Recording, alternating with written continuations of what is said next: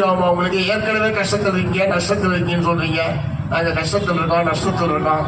அதனால டாக்டர் கோரிக்கையெல்லாம் நிறைவேற்ற முடியாது. இன்னைக்கு தமிழ்நாடு முழுவதும் ஆசிரியர்கள், அரசு ஊழியர்கள் பல்லாயிரக்கணக்கானோர் கலந்து கொண்டு பிரமாண்டமான உண்ணாவிரத போராட்டத்தை தமிழ்நாடு முழுவதும் மாவட்ட தலைநகரில் நடத்தியிருக்கிறார்கள். அவங்களுடைய ஒரு 10 அம்ச கோரிக்கைகளை வற்புறுத்தி அவர்கள் தொடர்ந்து போராடி கொண்டிருக்கிறார்கள். அதிலே மிக முக்கியமானது பழைய ஓய்வூதிய திட்டம். ஓபிஎஸ் ஓபன் நினைச்சுக்காதீங்க, ஓல்டு பென்ஷன் ஸ்கீம். பழைய ஓய்வூதிய திட்டத்தை நிறைவேற்ற வேண்டும் என்பது மிக முக்கியமான ஒரு கோரிக்கை.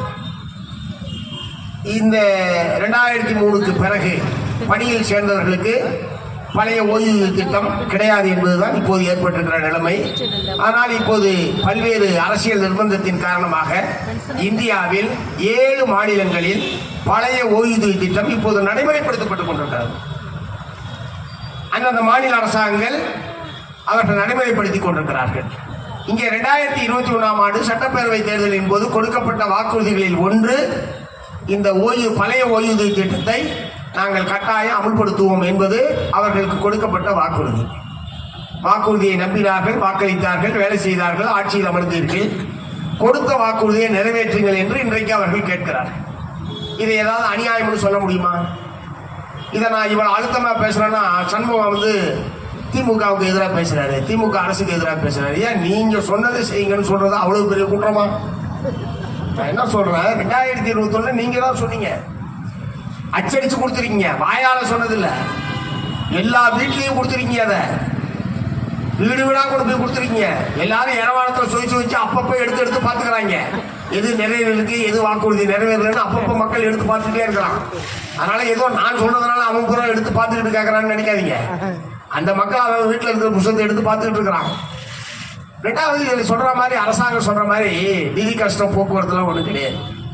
ஏன்னா சிபிஎஸ் என்கிற பெயரில் ஏற்கனவே ஒரு 75,000 கோடி ரூபாய் ஆசிரியர், அரசூழியர்களிடமிருந்து பிடித்தம் செய்யப்பட்டு அரசின் கையிலே இருக்கிறது.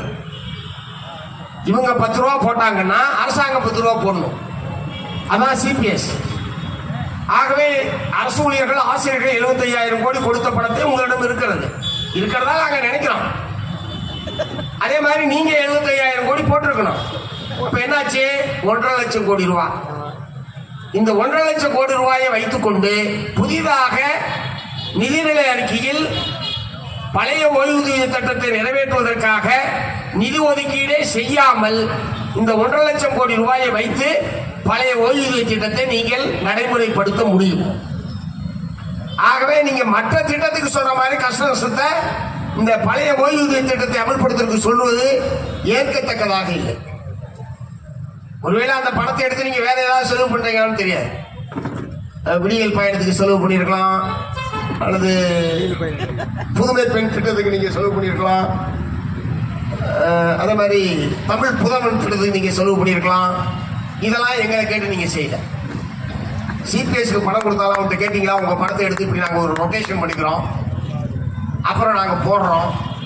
இப்போ வீட்டில் சில நேரம் அந்த மாதிரி நடக்கும். நாங்கள் இதை எடுத்து ரொட்டேஷன் பண்ணிக்கலாம், அப்புறம் இஎம்ஐ கட்டிக்கலான்னு. அந்த மாதிரி ரொட்டேஷன் பண்ணதெல்லாம் கேட்கணும்ல.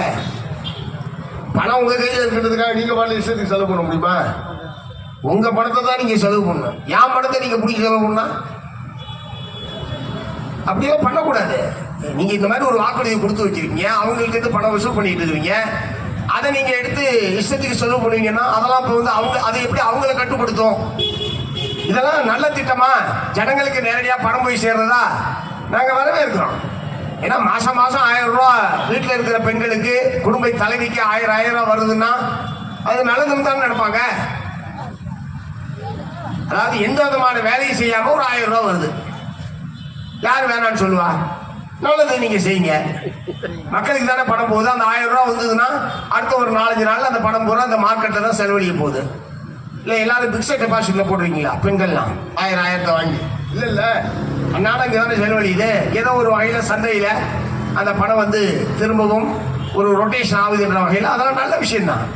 ஆனால் அதற்காக இந்த ஆசிரியர், அரசூழியர்கள் கொடுத்த வாக்குறுதியை, ஏன்னா 60 வருஷம் வேலை செஞ்ச பிறகு ஓய்வூதியம் இல்லாமல், எதுவுமே இல்லாமல் நிற்கதியாக ஒருவரை நடுத்தரவில் நிறுத்துவது சம்பந்தமா கற்பனை பண்ணி பாருங்க.